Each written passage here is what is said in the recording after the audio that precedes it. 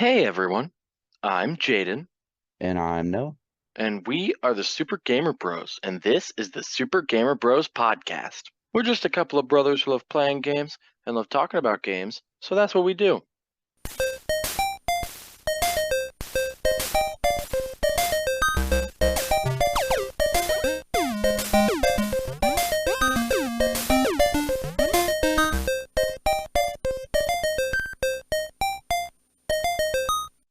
Today, Noah, we are talking about Lego Batman 2 DC Superheroes.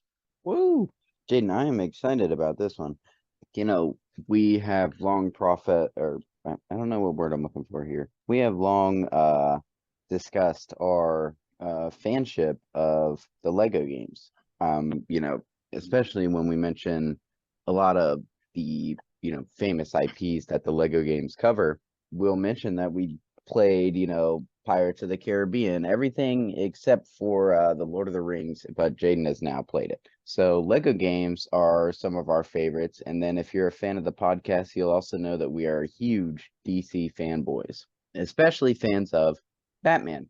And Lego Batman, the video game, as we have talked about, was a fantastic start to both the DC universe and Batman himself. But Lego Batman 2 made waves for me in both the Lego game universe and the DC game universe. I mean, yeah, basically, everything Noah said was true. Big Lego game fans, our 1 year anniversary episode was actually talking about Lego Star Wars, and we've talked about the first Lego Batman, and I mean, I would say the Lego Batman Lego DC series is one of the best Lego series that they've made. Several reasons to do with that. One of which being that those games do have original stories. The Lego Batman series, which is unique for Lego because typically they base their games off of IP that typically movies, which have stories. So the Lego games just retell the stories, which is one reason why we really can't talk about every Lego game. Like we did Lego Star Wars because it was the original, so we wanted to talk about that just for the sake of it being the original. But as you said, there's Lego Pirates of the Caribbean, Lego Incredibles, Lego Lord of the Rings, all those where it's just telling the story of a movie series. So I feel like it's kind of weird considering that we do give like plot descriptions and story is a big thing that we talk about. I feel like it is kind of weird to talk about those games where we can't really describe the plot There's because it's nothing just the new, plot of a yeah. movie. Yeah. And that's why I like the Batman series because it is all just new stories based on existing IP, but new stories. That's right. The original story is one of the things that makes this game unique. And we will definitely get into what makes the game unique. Jaden, where does Lego Batman 2 take place? So Lego Batman 2 no, takes place in Gotham City. That's right. Lego Batman 2 was the first Lego game to feature a fully open world explorable map. For the Was it first before time in Lego a Marvel? yes, Huh, okay, for the just checking. first for the first time in any video game, players can freely explore Gotham City to their heart's content. That's right, it beat the Arkham series. Suck it, Rocksteady. And being an open world Batman game, it features several iconic locations from the Batman world, Batman comics, including the Batcave, Wayne Manor, Ace Chemicals, Wayne Tower, and more. Yeah, this was again for us another huge selling point. The fact that oh my god, it's an open world Lego game. Yeah, that was a game changer for the Lego series.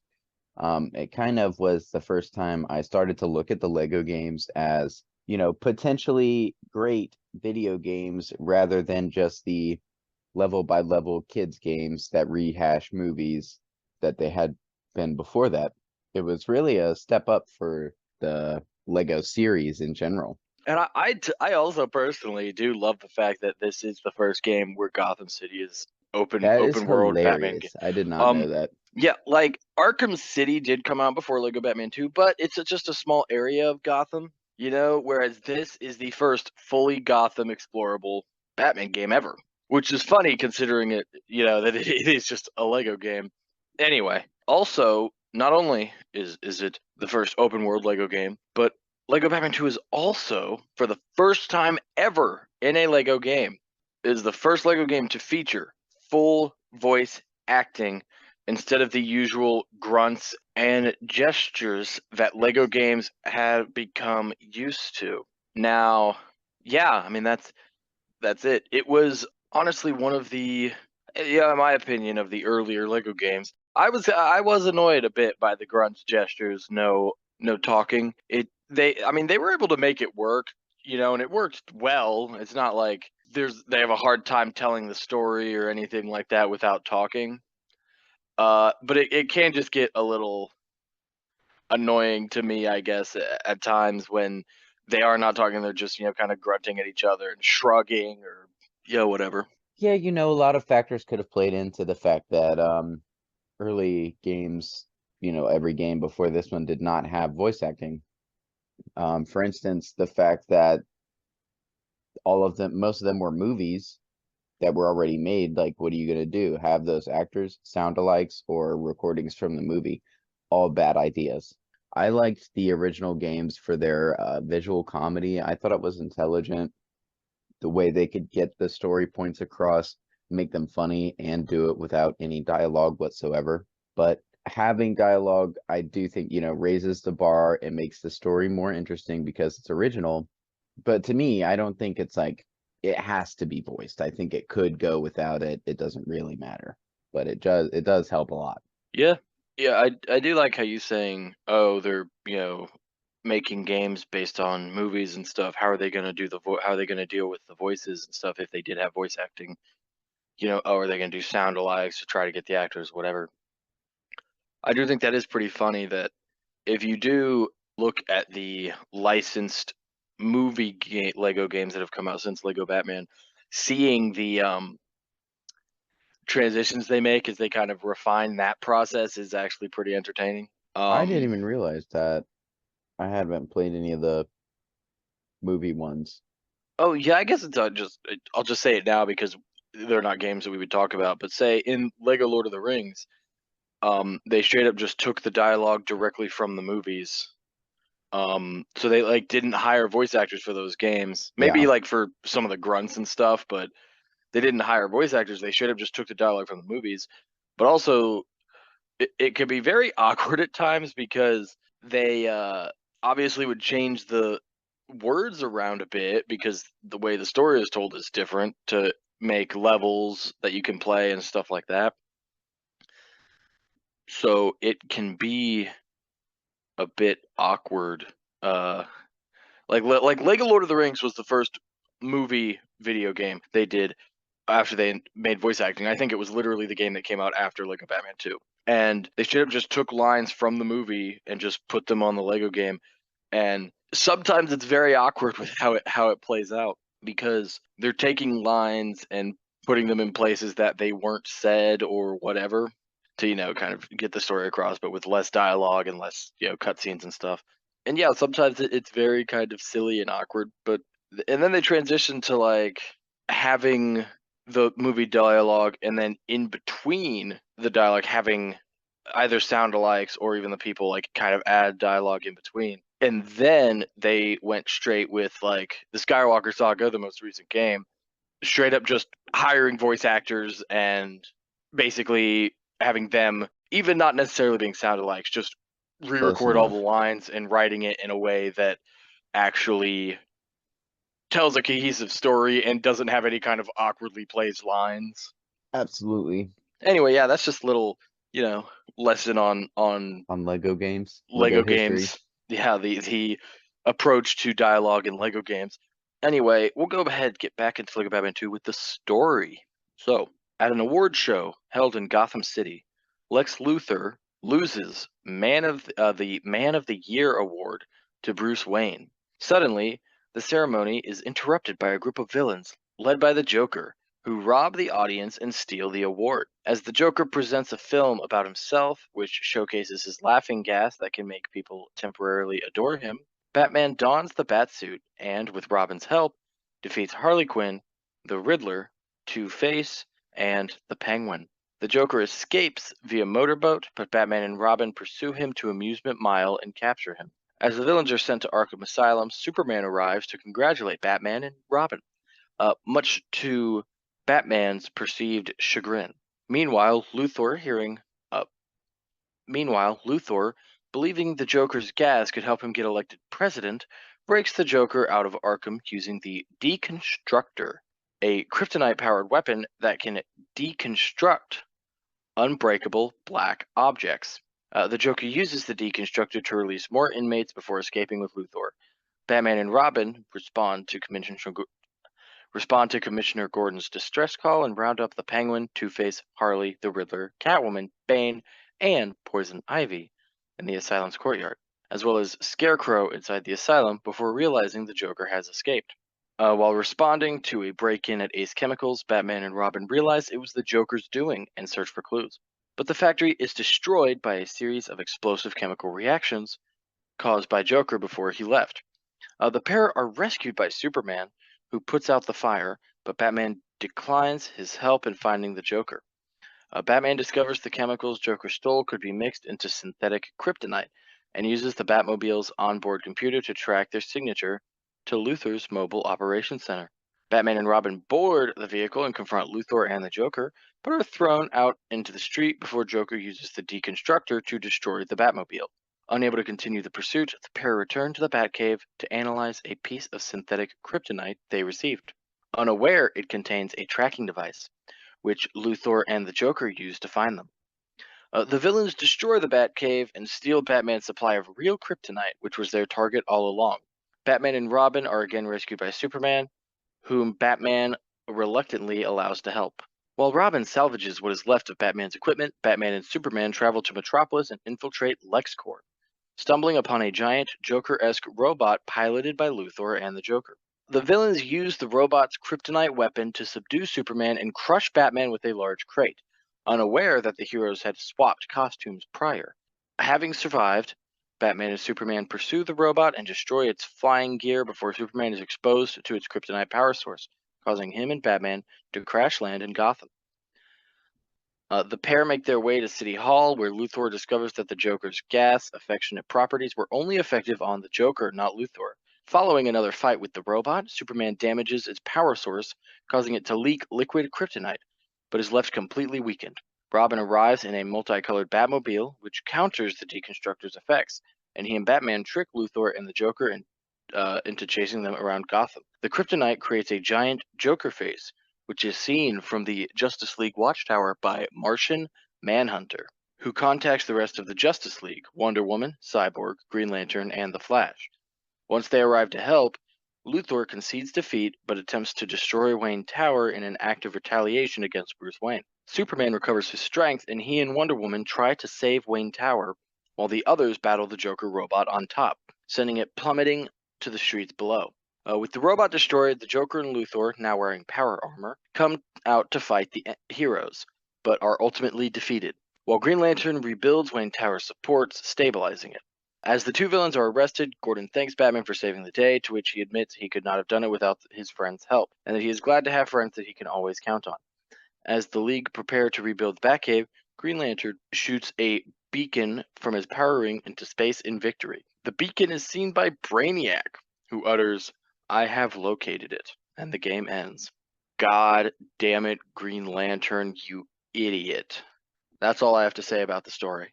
I actually, really loved the story of this. I thought it did a fantastic job of accomplishing the feat of being a great Batman focused game and focused on Gotham and Batman and his villains and his team. And then it also involves the Justice League and other villains, and more is going on. It accomplishes both of those tasks. To me, I have a really hard time choosing between this and the third one, but to me, this is the best Batman Lego video game. Yeah, I mean the story is, really great. It is fun. It is entertaining. It is a Lego world where like the Deconstructor Ray, obviously a very silly kind of weapon that only works in a Lego game, but it is, it is an absolutely great story, especially considering that Traveler's Tales. This was only their second Lego game to feature an original story. The first being Lego Batman, but also, I mean, the story of this game is leagues and leagues above the first Lego Batman in terms of the intricacy, the um, complexities of the story, and being the first Lego game with voice acting, and it works. I would say flawlessly. I don't think I do not have any complaints with this story at all. I think it is a very good story. It is a very good Lego game story. It works very well. No, my only complaints about Lego stories are complaints about all of them, which are just, as games tailored to children more, sometimes the writing can be cheesy, just a little too vanilla, not really much going on. I was just saying the other day that if they ever got into an adult themed Lego game, I'd be interested in that. That'd be weird. Wouldn't An that be adult weird? themed Lego game. That'd be weird. like like an immature Lego game. That'd be Yeah. weird. Well, I Anyway, think, Noah, they have great I think they are great video games that have come a long way, and I think they could take themselves very seriously. if they wanted to, yeah, I think you're Yeah, right. but yeah, I think there's a large audience of adults also. Maybe Yeah. not for the games, but for Lego. Oh yeah, adults welcome. It says it whenever they announce a new set. And yeah, of course I know that because I am always up to date with the new Lego sets. I know. Anyway, Noah, why don't you tell us about the combat? All right, so we'll go on to the gameplay. There's the story and there's the gameplay. As Jaden said, it's the combat. Yep, it's a Lego game. Same old Lego combat fun with the ability to grab and carry enemies, including a grab takedown. Some characters will have different abilities like heat vision, cold powers, electric powers, stuff like that, depending on depending on what character you're playing as, obviously. And these different abilities are used to solve puzzles and can also be used to attack, but mostly they are just details and abilities of these characters that pay homage to, the comics and the stories and the movies, the shows, what have you, because I think Lego Games' attention to detail on the worlds that they build is phenomenal.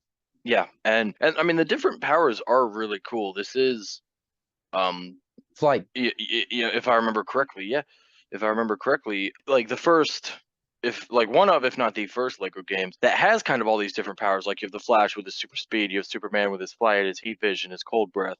You have Green Lantern with his ring, and there are unique, I guess, for Green Lantern and Flash, there are unique, I guess you would say builds with them. Like there are Lego stud, like not studs, but yeah, Lego pieces that you actually need a character with super speed to build something because I think it's like they're unstable or something like that. So you have to build it really quickly before it falls apart. And same with Green Lantern, there are green Lego pieces that only he can actually interact with and construct using his ring. Um, yeah, I mean it's really cool how they implement the powers into the game. Absolutely. And like I said, having so many different details of these characters is really cool as a huge fan. Like Superman, you can do heat vision or cold breath, I'm pretty sure. They have just a lot of details, a lot of powers, and it's really cool to find out what each character can do.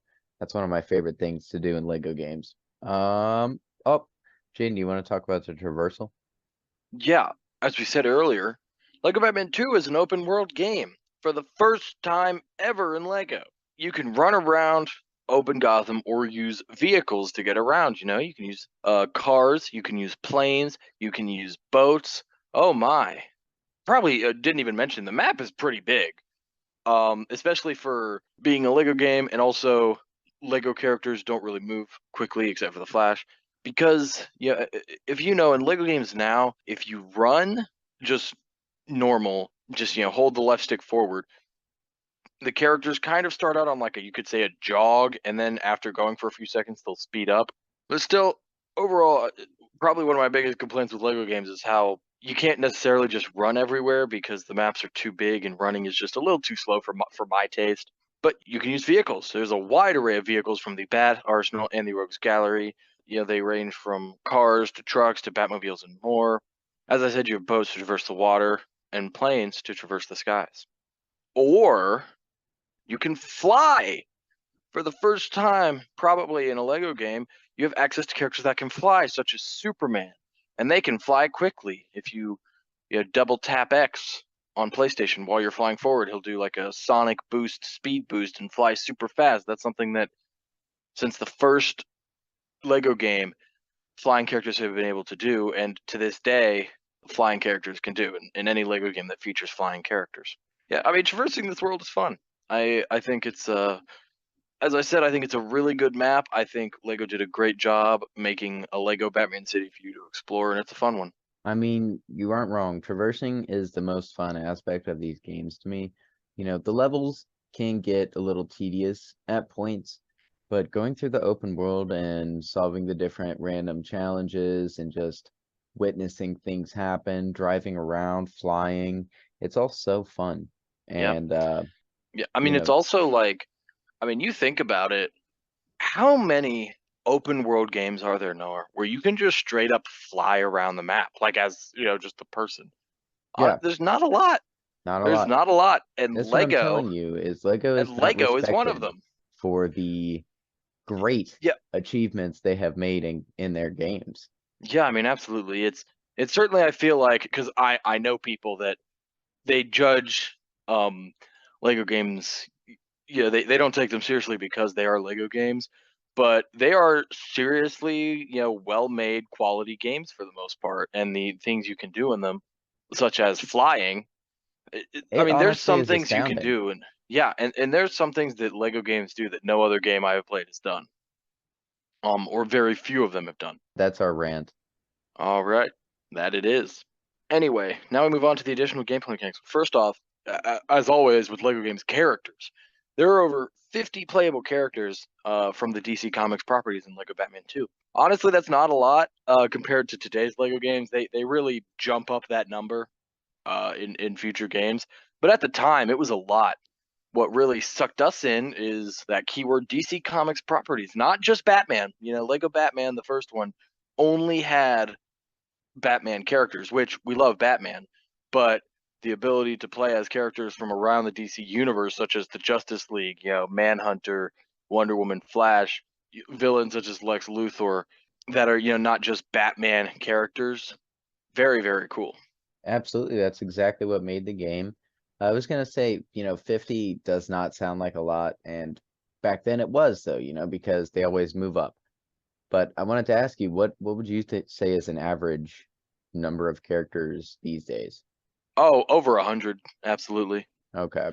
I think probably in the last 5 6 years of Lego games, the smallest one in terms of characters is probably the Incredibles, and they still either created or took a lot of obscure characters from those movies to even get to that much. But I mean, that's two movies that both have small contained stories with not a lot of characters in them, so it's kind of to be expected. But I mean, other than that, you look at Lego Star Wars, even as far back as Lego Lord of the Rings, Lego Batman 3, and the Lego Marvel games, way way more characters. Absolutely.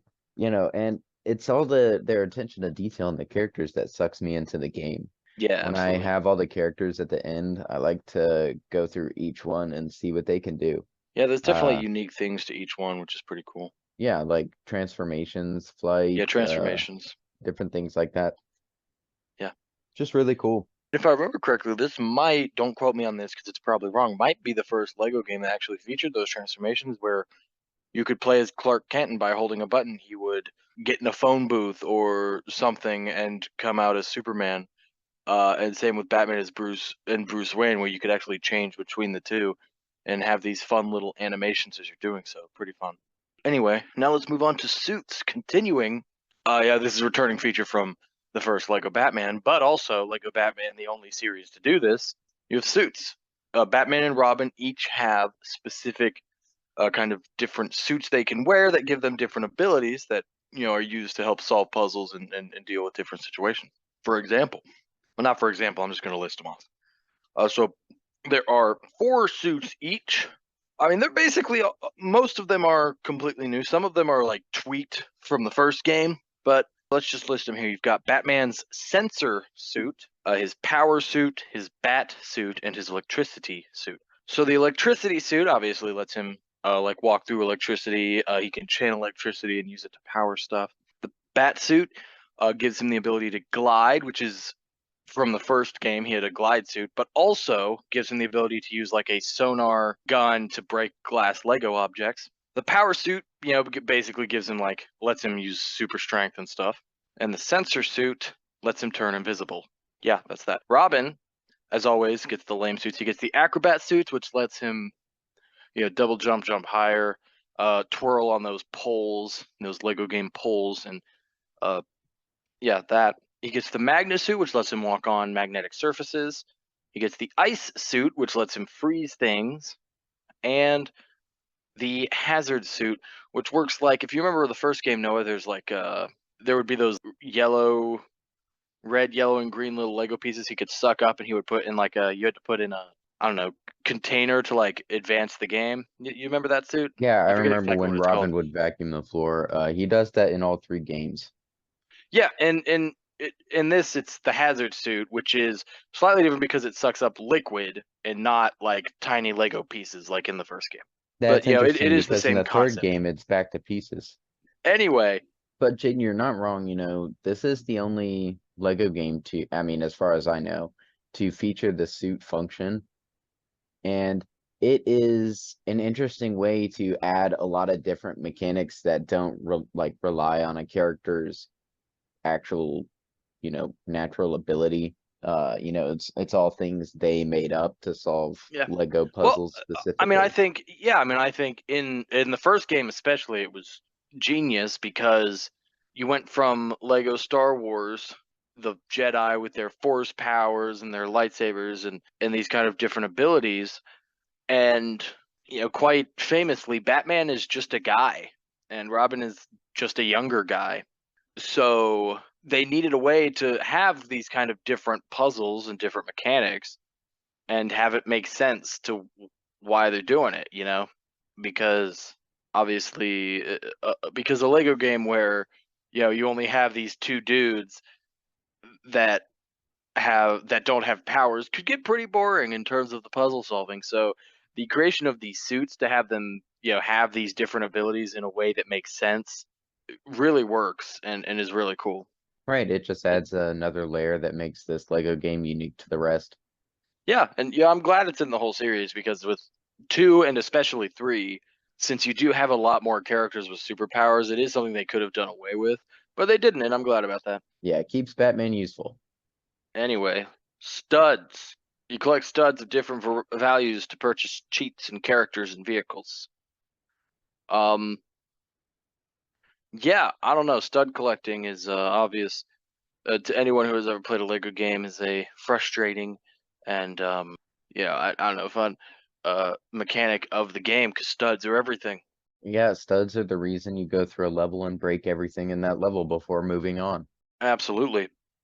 And yeah, I don't know. I've always found just something very like cathartic or therapeutic almost about collecting studs. They're just it's just a fun thing to just run around and grab and break stuff and grab.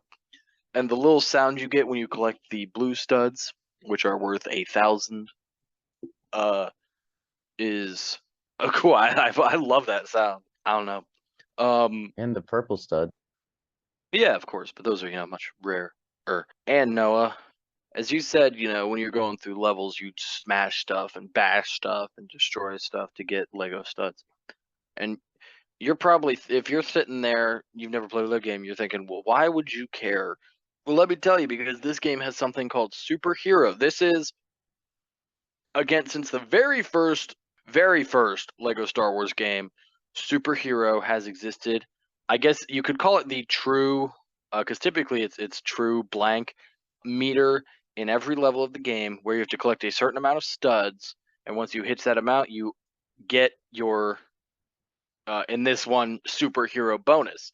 Um, they do change it in every game to be something that fits with the property the game is based on. In Star Wars, it's True Jedi. In Indiana Jones, I'm pretty sure it's True Adventurer. In The Incredibles, in all the superhero games, it's like superhero or true hero. Yeah, and I mean, as I said, that's been a staple of Lego games since the beginning. Yeah, I mean, to me, it will always be True Jedi. Yeah, I get you. But these other requirements and looking and collecting on the studs for the characters and looking for the next thing, those are all for the purpose of having something to do other than just play the story. And I've Well, always been absolutely. here for them. It's just sometimes all these things are in excess. For instance, you can collect mini kits. Any fan of Lego games knows that mini kits have been around for a long time. Uh, Again, since the first, yeah. yeah, you can or you collect. I think it's different in different games, but you can collect 10 per level to unlock the mini kits vehicles, Wait, small hold on. versions, What do you think is different? the number of mini kits in a level. Oh no, it's always 10. And the Skywalker was the first one to do anything else, and that one's 5. Yeah, but before that, it was always 10. So anyway, the mini kits, you know, they're mini Lego kits that create smaller versions of famous Bat vehicles that you actually unlock and ride around on. Which Turning, again, another first. Another yeah, first for turning the this one. mini kits into rideable vehicles is hilarious. I always love that. Actually, it might not be the first, but we'll say it's the first. First that we did at least. Yeah, in the early Lego games, the Star Wars, the Indiana Jones, where there was not exploration, they were just what would you say? I guess display items. Yeah, they were like held in a museum. Yeah, yeah, like in the Lego Star Wars, they were in kind of a side room of the cantina you were in, and Lego Indiana Jones, you were literally in a museum. Yeah, but this game and for many future open world games after that, they actually are small vehicles you can ride around on, which are very fun, very funny.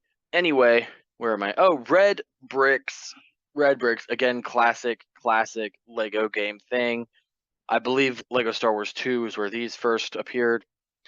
They in Lego Batman 2, they are found in boxes throughout the open world, some of which require specific characters such as the Joker and Lex Luthor to open.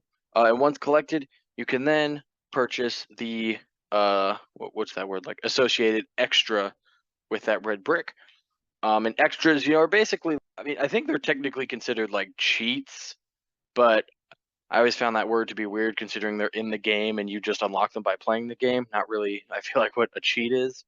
Hold on. No, and those cheats, those extras, are there are the or the stud multipliers, attract studs, no fall damage. Actually, it's very interesting. This game has a no fall damage extra, which is kind of insane because I forgot this game had fall damage because that is not something Lego games typically do. I did not know that either. Yeah. Regenerate hearts. Disguise is a famous one because everyone, the mustache and glasses thing. That has, I feel like that's probably been in Lego games since the very beginning as well. And obviously, there's more. There's much more than that. Yeah, these are cool. Typically, they will have one or two that are kind of tied into the property. For example, in the Skywalker Saga, the most recent one, you could get one that would play the famous Cantina band music on repeat endlessly for eternity. Yeah, that is a funny one. Yep, and things like that. Anyway, another new feature introduced in Lego Batman 2, Citizen in Peril. These are found both in levels and around open Gotham as you explore. You find citizens in need of a good rescue. Use your different abilities to save the citizens, and you get gold bricks in return. Hey Noah, tell us about gold bricks. Gold bricks are another classic Lego mechanic. They have been the main collectible you are actually going for by collecting all these other ones, in theory. There's 250 total in this game. For probably the second time in a Lego game, a large number of gold bricks are found in the explorable map of the game. Collecting these open world bricks requires light puzzle solving and interactions from specific characters or powers. And as I said, this to me is the most fun aspect of these open world Lego games. 1,000,000%. I personally have found the more Lego games I play, especially when you get later because the levels started getting way longer.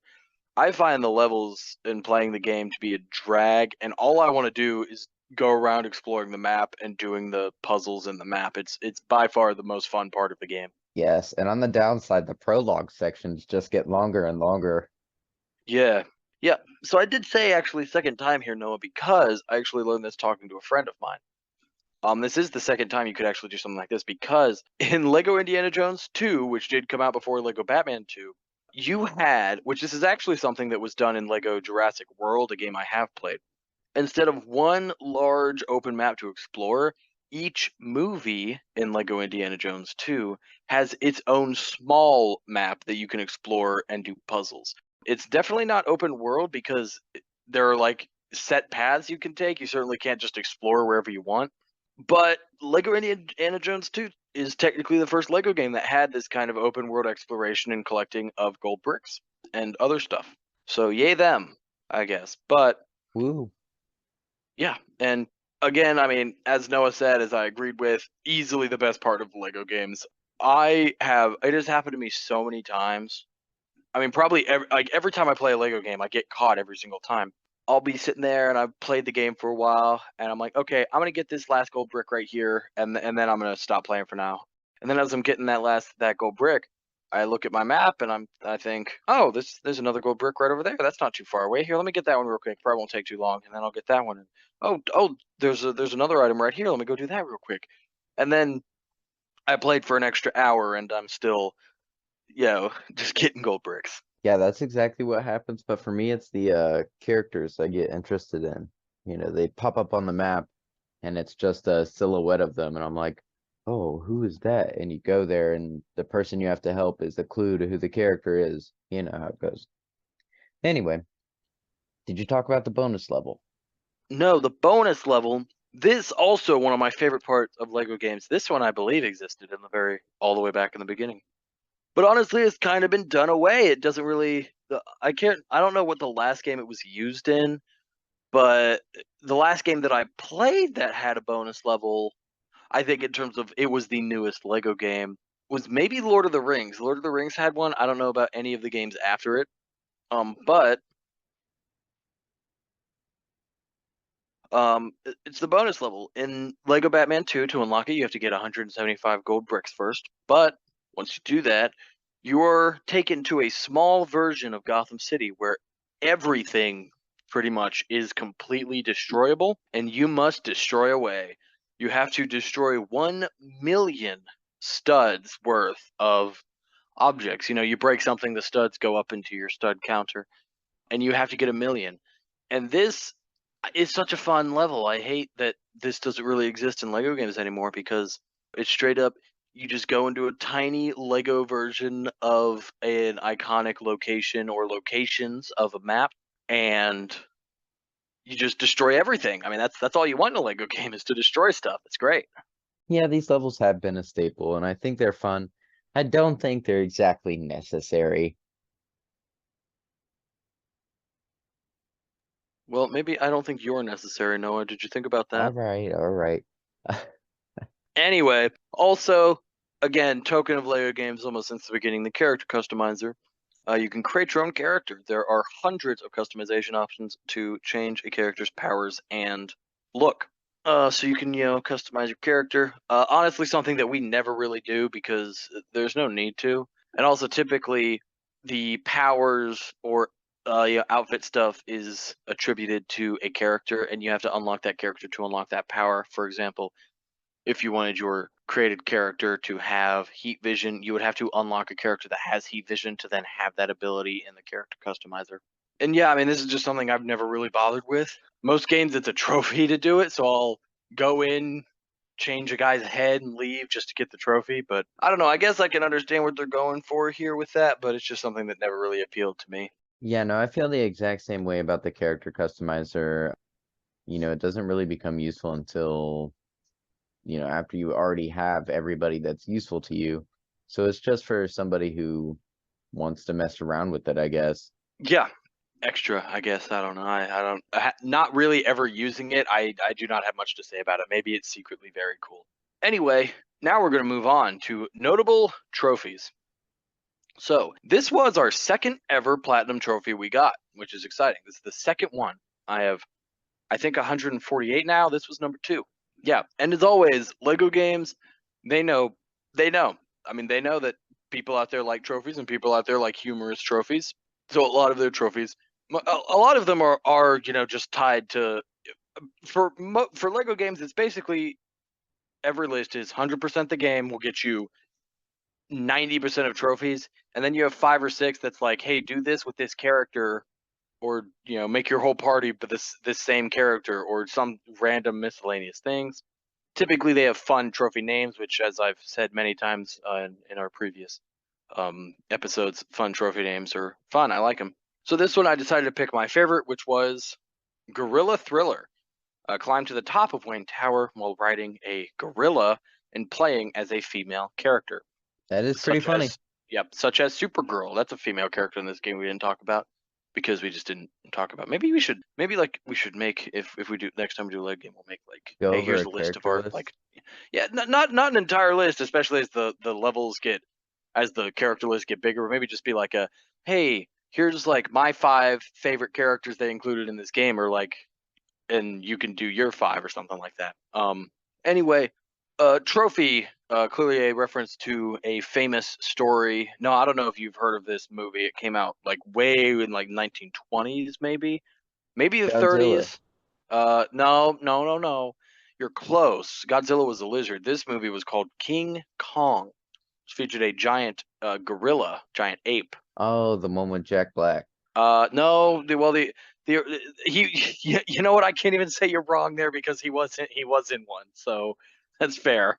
Um, I was referring to the original classic one, but you know what? You can have your Jack Black King Kong if you want. Yeah, and that's what, like, Lego games do a lot of kind of references like that with their trophies, which I really enjoy. Again, like, I love a fun trophy list, and Lego games always have fun trophy lists. Anyway, know what Thank that? you, Traveler's Tales. Thank you, Traveler's Tales. You guys get it, Traveler's Tales. I know that you guys are listening. You guys get it, and we appreciate that you get it. And that moves us on to our questions, Noah. Favorite moments. My favorite moments are playing as the entire Justice League. I mean, the cast of characters in the DC universe, like at this point, it was revolutionary. Now it's like looking back, it's lacking because we're so spoiled now. Yeah, but to me, it was just a huge cast of, I mean, absolutely. Justice League and other Yeah. DC characters. I mean, we loved it. That's all we wanted, was to play as those DC characters. Anyway, for me, 2 things here. One, the voice acting. Again, as we said earlier, I appreciate it. I enjoy it over the typical grunts and gestures that we had known. I mean, it is good. It's a great voice acting, great performances all around. And secondly, the world's finest team up. If anyone has not heard the term world's finest, if you're not comic book necessarily comic book fans or something like that, World's Finest is what DC calls their team up of Batman and Superman. Like, it's a comic series, one of their comic series, World's Finest, that is all, stories of Batman and Superman teaming up together. Some great stories in the World's Finest line. Even if you go back to the 90s with Batman the Animated Series and the less popular but still pretty good Superman the Animated Series, they did it was part of Superman the Animated Series. They did a 3-episode trilogy where Batman and Superman team up, and they called it World's Finest as well. And then that turned into a movie that was a movie we owned as kids and loved. Watched that movie probably dozens of times. I actually own it now as a grown man. I bought it because I can do that, and it's a great movie. And that's what this game. I mean, this game is a World's Finest comic, basically, and it's the only time in a video game where you. Well, I shouldn't say the only time. There have been others, but I think probably the best experience in a video game of having that Batman Superman team up. I think they did it very well. It's very fun, very cool. Noah, World's Finest. Oh, yeah. I thought that was well said. I didn't have anything to add about World's Finest. Yeah, World's Finest. Love it, and they did it. Favorite boss battle, Noah? I stumped him, everybody. Yeah, I have nothing. For me, cliche, but it's the final boss battle against Joker and Lex Luthor with his power armor that is meant to help like rival his strength to Superman and stuff. Hmm. It's just fun. It's Batman and Superman, and and Justice League helping out, teaming up to take on Joker and Lex Luthor again. Just classic World's Finest Batman and Superman teaming up against their villains.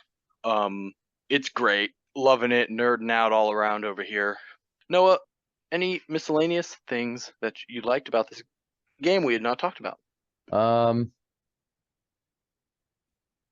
I like that this game had the flash, and I thought super speed in an open world was appropriately fast. Maybe could have Yeah, been the a Flash little is really faster. cool. Yeah, watching his just movement is actually very cool. I agree with that. Yeah, they don't, not a lot of games try to tackle super speed for good reason. Yeah, But it's very, very tricky. yeah, but this game, I think the Lego games in general, all of them their super speed characters feel fast. Yeah, they certainly, because not only is it necessarily moving fast, but it's the animations about it is what they do. They animate it in a way that even if you're not necessarily moving that much faster than everyone else, it feels like you are just because the animation and yeah. Exactly. What about you? Oh, uh, for me, it is so there's a cool thing. This being the first game with flight and Superman being an iconic character. Whenever you fly as Superman, whenever you start flying, whatever the game music that was playing stops, and all of a sudden you hear creeping from the background of the game the classic John Williams Superman theme that we all know and love that Noah is going to sing for us right now.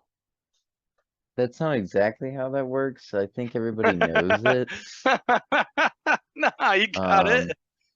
Um, Like it the is da da nothing. da da da Oh, okay. da da da da da da da da da da da. Classic Superman theme. Literally every time you fly Superman, that song starts. The fact that they certainly, I'm sure, paid a decent sum of money to get the rights to use that song, and it's like when you first start flying as Superman, it's the greatest thing ever. It is the best thing about the game. And Wow. they don't do it later. In later games when you're playing as Superman, that does not happen. Yeah, it's great. It's the perfect thing they could have done when you're flying as Superman. Anyway, no, what we didn't like about the game. For me, I said I like that it is a contained Batman story, but the problem I did have with it at the time is that it only took place in Gotham, even though all these other characters who are extremely powerful are involved. Yeah, yeah. My Like only usually complaint. when the Oh yeah, Justice League is called, the stakes are like worldly. higher. Gotcha. Yeah. My biggest complaint, which I mean, even being a lot of characters still at the time, not enough characters. There's never enough for a DC game because just being the DC fanboys we are, no matter how many characters they have, there will always be one character that I'll think, nah, I wish they had that guy. Like I think that guy's a cool lesser known character. I wish they had him. And that does apply to this game because we're just greedy little comic nerds. We play this game and it's like, ooh, the Justice League's here and this and this and this and this person. We still just look at each other and go, "Oh, they didn't have Shazam. Could have had Shazam in here." Or they didn't have Ragman. Could have had Ragman. Didn't have him. Oh, Ragman is so cool. Yeah, Ragman's awesome. They didn't Shazam have him. was not really involved back then, I thought. No, he was not nearly as big as he is today. He was much lesser known back then. Because honestly, at the time, he might have still been Captain Marvel. Yeah, Anyway, yeah, that's it. Replayability, Noah. I would say after a long time, maybe. Yeah, I don't know. Like I have played a lot of Lego games, which considering that they do all kind of play the same, I feel like implies that there is, I guess, a bit of replayability because I keep playing Lego games. But I don't know. Like I actually did recently. It's funny. There's a guy I work with who I was just bragging about my platinums, and he was like, "Well, I have some platinums you don't," and he showed me a list of platinums that he had. And he did. He had two Lego game platinums I did not have: Lego Jurassic World and Lego Indiana Jones 2. Which I've gone back. I played Lego Jurassic World, so I have that one. And I bought on eBay Lego Indiana Jones 2. But the cheapest way I could get it was also getting Lego Batman 2. Like I got both of them together, and just having it again, really, like I'm very very tempted to go back and play it. Like I really want to. So I think I might end up playing that again sometime soon. Anyway, DLC. This might be the first Lego game as well to feature DLC, honestly. Don't quote me on that, but it is certainly one of the earliest, if not the single earliest. And also, it had retailer exclusive DLC. We all know and love or hate that.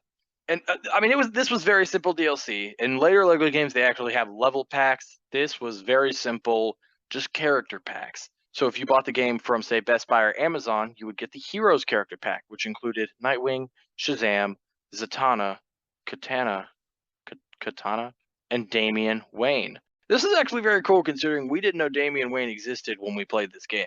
Very weird seeing him as a character. And also, I mean, his first appearance in a video game. I think it was really cool. I think he's he's a very cool character. I like Damian. Let's talk about Um, the crime here. let's talk about the fact that Noah, no matter how much you cry and moan and complain, Nightwing is a loser character. That's why he wasn't included in the main game. That's insane. Nightwing wasn't in the main game of Nightwing Lego was not Batman in the main 2. game. Well, if you understand, he's Robin in the game. I'm pretty sure the Uh, Robin in this game is Dick Grayson. I think that's why. But also, Still, he's a loser, and that's why he wasn't in the game. you are completely incorrect. No, I'm just saying my favorite comic book character was in the game, and yours wasn't. So clearly, one of our Didn't characters was yours more lose? popular. I I I'm just uh I saying, I I don't do not see recall. Nightwing lose. I I see feel the like he Joker loses lose quite all a the bit. time. I feel like that wing loses quite a bit. He only Anyway, loses if he fights Batman. oh okay, okay. The Joker's beaten Batman before. Anyway, then if you bought the game from GameStop, as we did, you got the Villains character pack, which contained Bizarro, Captain Cold, Black Adam, Black Manta, and Gorilla Grodd. Not gonna lie, Um, that's obviously the better choice of oh, characters a to go million with. percent, dude. Bizarro and Black Adam, Gorilla Grodd. Gorilla Grodd, cool character. Yeah. So this was again just character packs, which are fun. Always allows you to get more characters in there. Yeah, that's it. Character packs. Noah, do we have a time thing here? All right, Noah, final thoughts about Lego Batman 2 DC Superheroes. Lego Batman 2 DC Superheroes was a fantastic sequel to Lego Batman the video game and a fantastic entry in the Lego series itself, making leaps and bounds in gameplay and storytelling. Overall, this game is definitely worth playing if you've never played it. You should not miss out on the Lego Batman series altogether. I mean, to this day, this is my favorite Lego series of all time. Yeah, I 100% agree with you on you should play this game if you have not, if you want to experience Lego. I mean, and not only this is one of the greatest Batman games of all time. I mean, and I feel like people laugh when you say that, but I mean, it's true. I don't know what you want from me. It is a very, very fun Batman game. You know, it's obviously, say, a more child friendly Batman game as compared to, say, the Arkham series, but it is a very, very good Batman game. You should absolutely play it. I think this is probably by far the most forwarding forwarding Lego game in terms of all the different mechanics and abilities and changes made to this game. I don't think any game since or any game before has done so many drastic changes. And every single change in this game works. I have absolutely no complaints about all the kind of different things added into this game. It's great. Great game. And that's Lego Batman 2 DC Superheroes. Well, now we can move on to the indie bit, the bit where we talk about indie games. Yay! Today, Jaden, we're talking about Humanity. So, I didn't know anything about Humanity before playing it. I had a couple friends who downloaded it and they just said it was weird, so that's all I had going in. I didn't even know what type of game it was. I'd never watched a trailer or anything. But Humanity is a puzzle solving level by level game where you are basically controlling the movement, the direction, and the type of movement that humans, a giant number, never ending line of humans just walks, and you're trying to sometimes collect things, sometimes, you get them all to a certain point. They have to climb, they could fall, you have to basically drop pins that will set directions, and once they hit the group hits different things, it will activate those abilities. And that's basically it. I mean, after that, you go level by level. Sometimes new mechanics are introduced, and the puzzles just get more and more complex as you go. Jaden, did you like this game? No, let me tell you, your friends told you this game was weird. It's a very apt description of this game. Like you, I knew nothing about this game going in. All I had was the one sentence description of, I don't even know what you call that. The one sentence like tagline or whatever of the game on the PlayStation screen, on like PlayStation, which Yeah. was something like, the fate of humanity is in your hands, dot dot dot, pause. So I was like, oh, you're playing as a dog. Cool. That should be cool. And honestly, in my head went to thoughts of game that we just played, Endling Extinction is Forever. Yeah, this kind of 2D-ish platforming game. Oh, sorry, that I played. You didn't play it. Or Stray. We did Stray a long time ago, where you play as a cat, and it's also kind of a platforming, puzzle-solving game. Yeah, that's what I thought. So those two games were in my mind. So I thought, oh, maybe it's going to be something like those. It's not at all in the slightest. It's a puzzle-solving game, which I don't know. Puzzle solving games are very hit or miss with me. Sometimes I really enjoy them, sometimes I really don't. And this one, I honestly have to describe in one word that kind of sums up every single frustration I have about this game: slow. It is very slow. As you said, you are guiding these people that are moving about in this endless line of people or group of people. They move slowly. And early on in the game, you unlock this kind of fast forward ability to make them go faster, but they still move very slowly. And that to me makes everything about this game frustrating because, like, when the game started out, the game is split into, I guess you could say, chapters. They're called trials. In each trial, they introduce new mechanics, they introduce new things you have to think about, whatever. But when the game starts out, it's constantly moving. The people are constantly moving, and you have to just figure out the correct path to take them in to, collect the optional collectibles if you want to and get them to the end. And that was fine. And then they introduced, this one mechanic where some levels, it starts out completely frozen, and you have to place every single command to turn the people, have them jump, float, climb stuff, whatever. You have to place every single command before you can even hit start and have them start moving. And then you just have to wait and watch and eventually see if they end up like, oh, this path I placed leads them off a cliff. Crap, I have to place an arrow here and then place an arrow here and whatever. It's very frustrating for the fact that you have to wait an annoying amount of time just to find out, oh, I did this wrong. I have to go back and make changes. And that, I'll be honest, that's the point where the game lost me. The entire third world is all trials like that. And that's where the game lost me because which is something that I find happens to me in a lot of puzzle games, is I'll be playing it, I will be enjoying it, and then they'll introduce one mechanic that just kind of ruins it. And to me, this was that mechanic. I think the game is very interesting. I think if you like puzzle games, you should give it a shot. Maybe you won't experience the same frustrations I did. But overall, I think this game is exactly like some puzzle games that I played, that younger Jaden played, where he would look up a guide and just follow on the guide, and in a couple hours have an easy platinum trophy. There are some games I did like that, like Hitman Go and Lara Croft Go. Hitman Go was actually a game we did in an indie bit way back, where they're like these puzzle games that you can straight up look up a guide, follow the guide, you'll have your platinum trophy in less than 5 hours. This game, it would take longer because it's just a longer game, but it's like, to me, it's one of those types of games, and I'm actually, like, I think 3/4 of the way through it, and I'll finish it, for the platinum trophy and because the story is interesting enough to keep me going forward. But overall, to me, it's not the best, not a puzzle game that I particularly enjoy.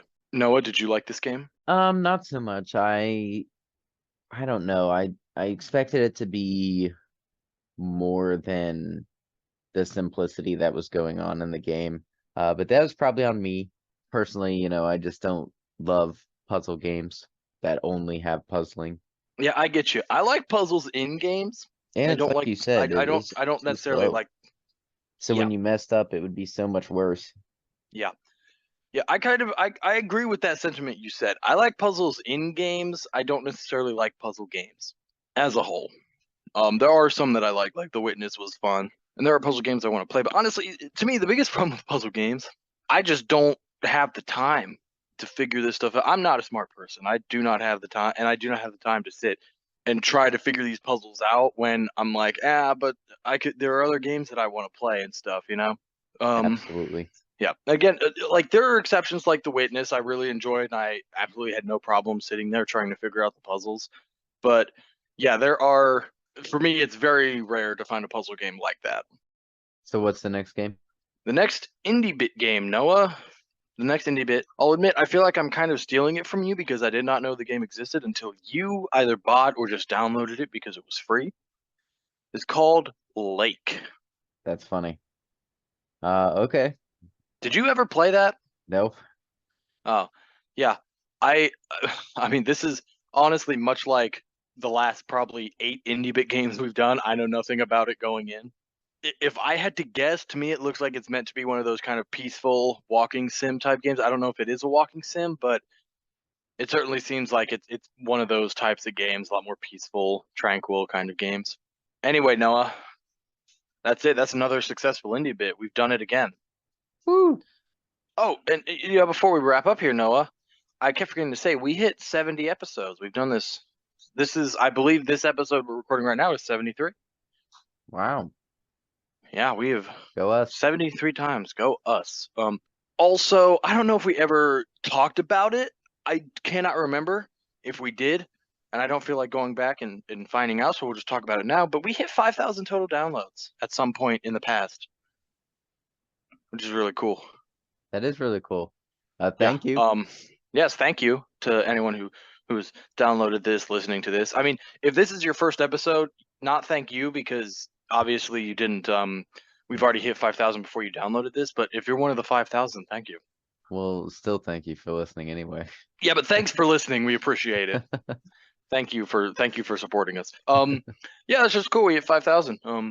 It's fun. It's fun. I enjoy doing this and knowing that at least some people like it, or maybe just our mom downloaded it 5,000 times. But if That would be just having shocking. yeah, that, I don't know. She's savvy with technology. Maybe she just has an automatic bot downloading it over and over again or something. Anyway, yeah. So don't forget new episodes every other Monday. Rate and subscribe. Tell us if you like our show or tell us if you don't and tell us why. Tell your friends and enemies about the podcast. And you can follow our Instagram, the Super Gamer Bros, for updates on episodes. And you can subscribe to our YouTube channel, Super Gamer Bros. That is one word, capital S, capital G, capital B, period, at the end, where videos are uploaded every day. Noah plays a lot of games, I guess. Yeah, so thanks for listening, and we will see you guys next game. Bye.